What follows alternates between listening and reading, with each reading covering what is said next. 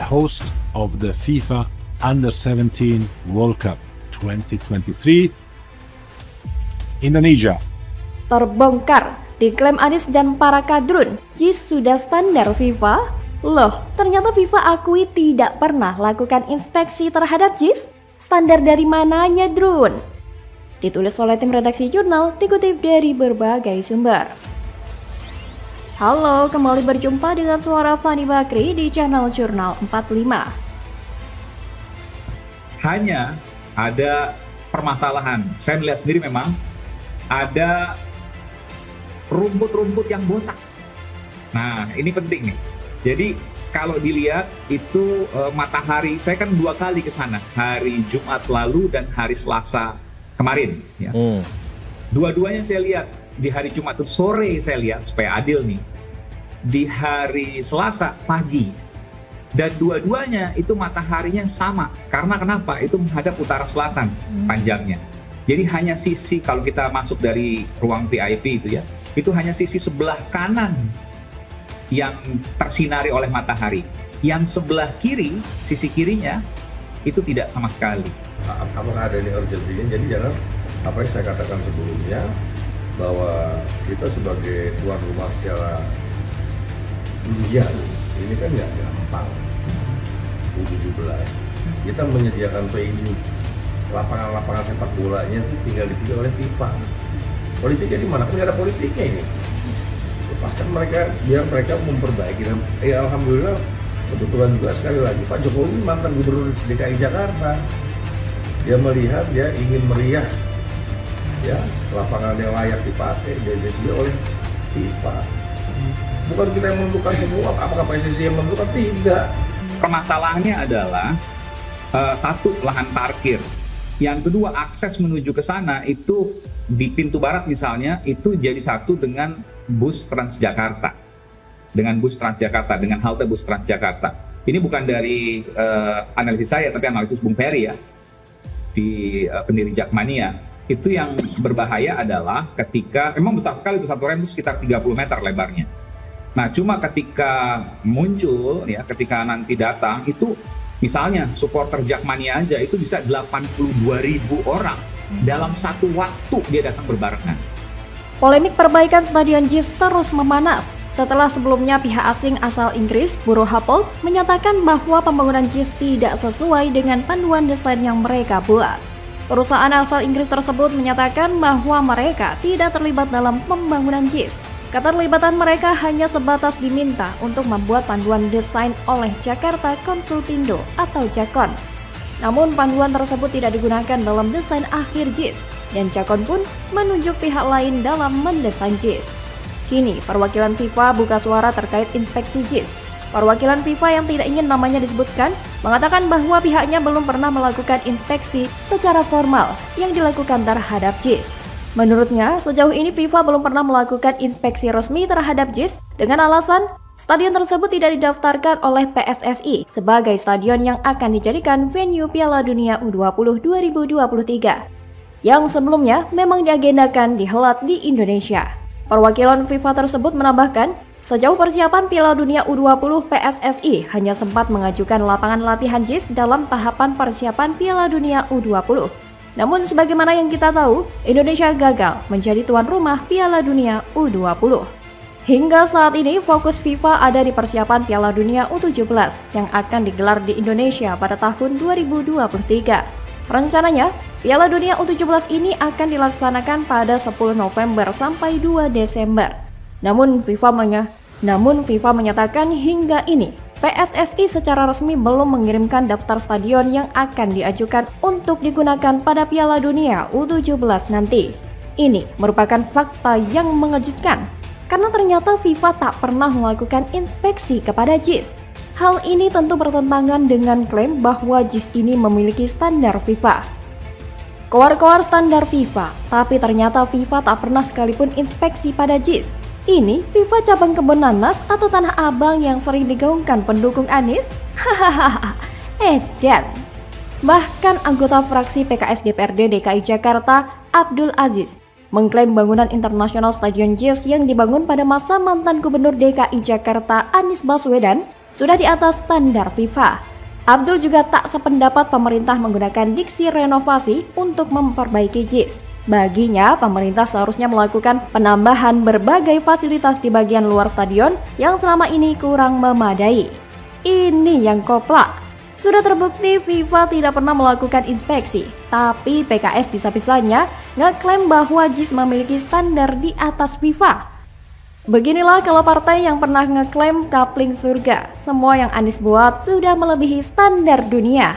Mungkin PKS juga bakal mengira JIS juga akan ada di surga. Wow, sepertinya level Anies memang melebihi level duniawi ya. Begitu pula bangunan yang dia bikin, seperti JIS. Levelnya juga jauh di atas langit. Cebong mana paham.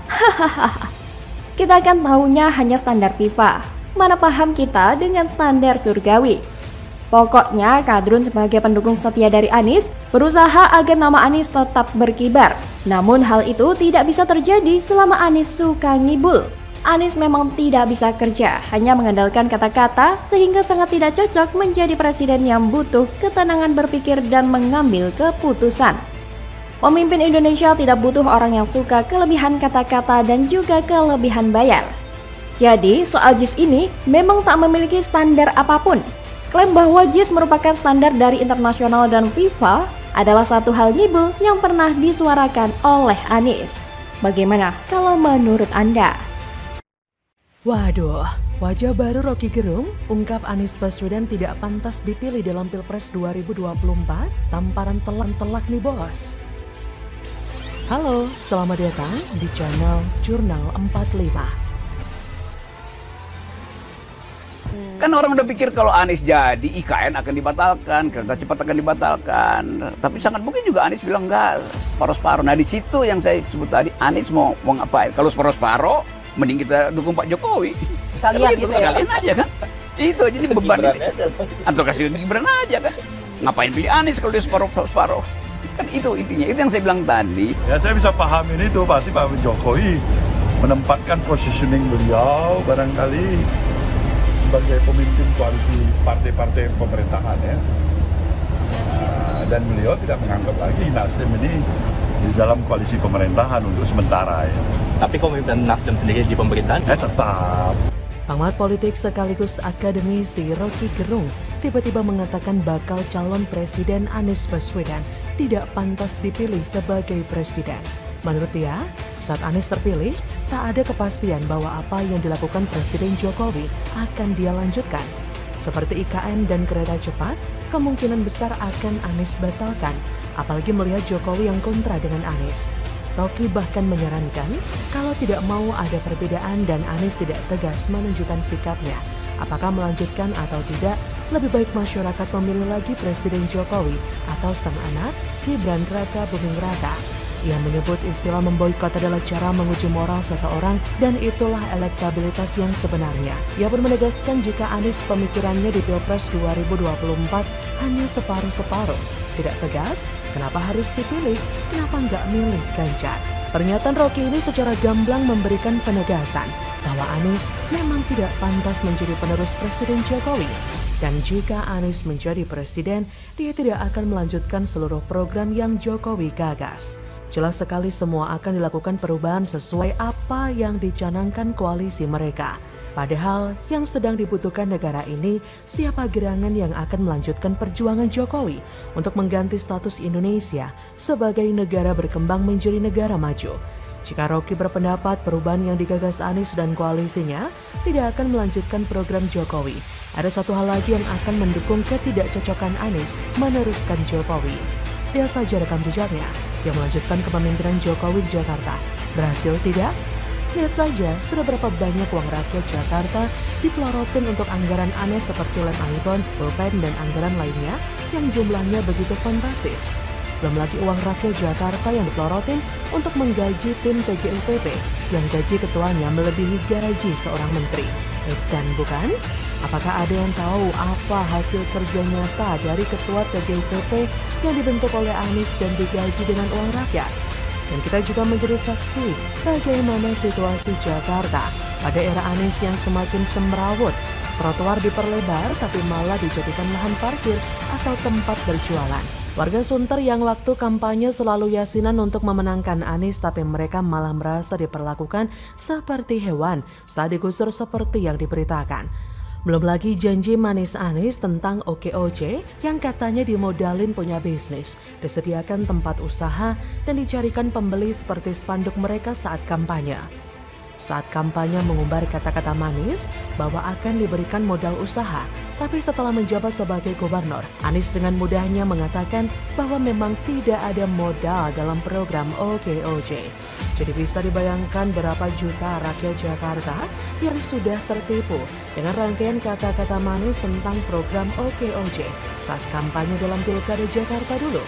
Dari kasus ini kita sebenarnya sudah bisa menilai sendiri bahwa ada yang menghalalkan segala cara demi meraih kekuasaan. Sebenarnya bukan hanya dari kualitas kinerja atau antitesa Jokowi, kemungkinan besar Anies tidak akan menjadi capres itu semakin nyata.